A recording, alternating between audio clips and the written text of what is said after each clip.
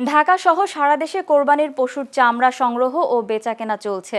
তবে সরকার দাম বাড়ালেও মৌসুমী ব্যবসায়ীদের অভিযোগ, মাঠ পর্যায়ে তারা ন্যায্য মূল্য পাচ্ছেন না। বিভিন্ন আড়তে সিন্ডিকেটের মাধ্যমে কম দামে চামড়া কিনতে চাপ দেওয়া হচ্ছে। তাদের দাবি, প্রত্যাশিত দাম না পাওয়ায় চামড়া বিক্রি করে লাভ তো দূরের কথা, অনেক ক্ষেত্রেই মূলধনই উঠছে না। তবে ট্যানারি ও আড়ত মালিক প্রতিনিধিদের দাবি, সরকার নির্ধারিত দামেই চামড়া কেনা হচ্ছে। বাজার সম্পর্কে সঠিক ধারণা না থাকায় অনেকে মৌসুমী ব্যবসায়ী ক্ষতির মুখে পড়েছেন। এদিকে কোরবানির চামড়ার সুষ্ঠু ব্যবস্থাপনায় সারা দেশে কন্ট্রোল রুম চালু করেছে বাণিজ্য মন্ত্রণালয়। তো খাটাখাটনি কইরা সারাদিন একটা জার্নিং কইরা তারপর ট্রাক ভাড়া দিয়ে আইসা আমাদের পোষাইতেছে না। কেমন দাম বলে? দাম একেবারে কম বলে।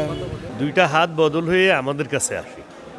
তো এই হাত বদলের কারণে হয়তো 100 টাকা 200 টাকা বেড়ে আমরা 700-800 টাকায় চলে আসি। আমাদের 300 টাকা লবণ যুক্ত করতে খরচ হয়। তারা তো কাঁচা চামড়াটা আমাদেরকে দিয়েছে।